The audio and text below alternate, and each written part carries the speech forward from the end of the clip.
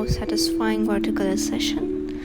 This video is shorter than the rest for everyone with a bad attention span like me.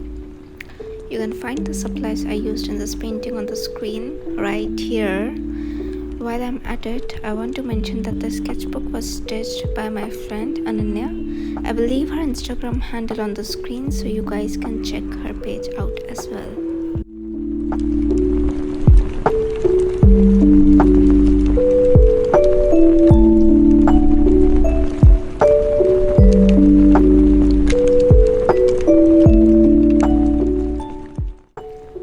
Moving on, this painting is much simpler than some of my other recent watercolor paintings, and so if you are a beginner with watercolors, then this painting would be a great start for you to recreate and learn from. So pause the video, get your paints, and let's get started.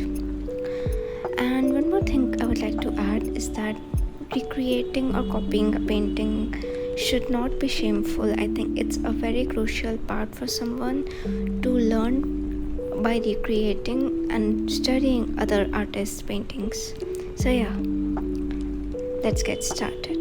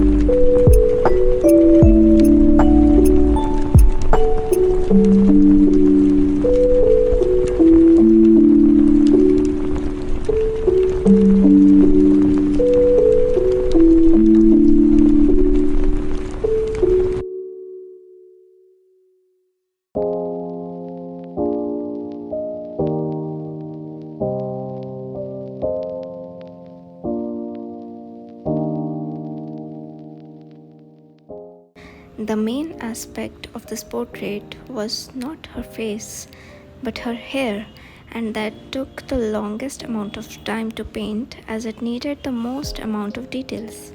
Side note, I am painting with watercolors using an easel for the first time, which I received as a gift on my birthday, which was in March, by the way. It's not right now. And although painting using the easel was a very nice experience, I switched to just my table later because I am more familiar with painting on a table with my back arched. Unhealthy posture is the way to go when it comes to being a good artist.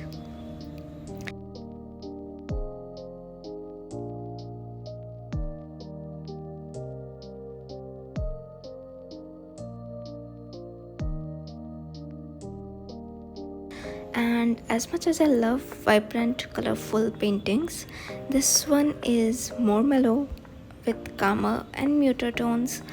But to add character to the whole picture, we have blue hair, star of the painting. I just want to apologize for the dogs that are barking in the background. If you're able to listen to that, cannot control them, so sorry about that.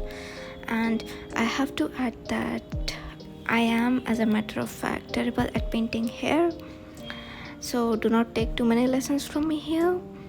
And I'm terrible because I start getting too much into detailing and just miss the entire concept of painting in shapes. So this painting is really a reminder of what I need to work more on in the future.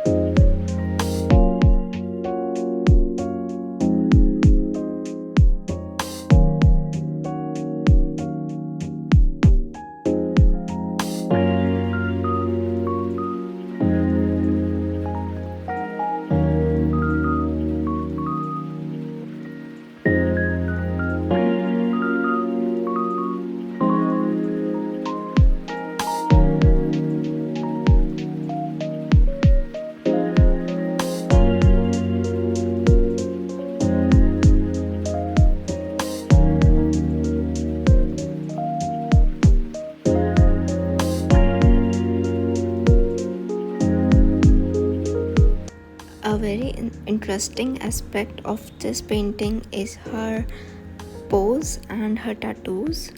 And talking about tattoos, which look like flowers and vines, which is literally perfection. To paint those small details, I'm using a very thin brush with longer bristles. It is called the rigger brush if I'm not mistaken, and it works really well for precise details like hair strands or other very tiny details similar as such. And if you want to check out this brush, then I will leave a link to it in the description box. Also, talking about brushes, I use Shimoni art brushes, which I find really good, like they work out really well for mediums like watercolors or gouache. Both the mediums are like really good with these brushes, and they're strong, and I've been using these same brushes for the past couple of years, and so I can really just vouch for them. I will leave the link to them in the description box with a coupon code for you, and you can check it out and get a little bit of discount with my coupon code.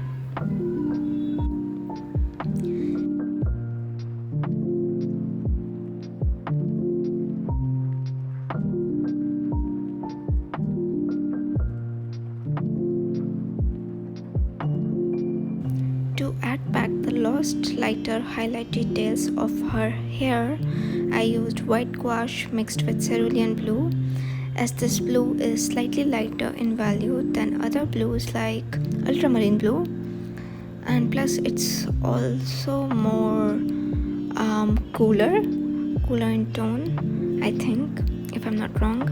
Plus its vibrancy added the perfect contrast that was needed to show off the highlights in the hair. And as the light is coming from the right side, and so the main hair strands being highlighted are also on the right side of her face.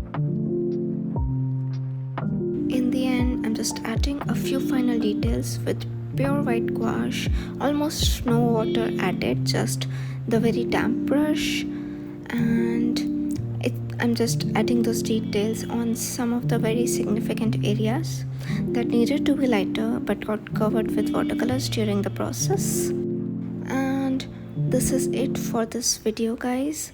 Thanks a lot for watching, and see you next time.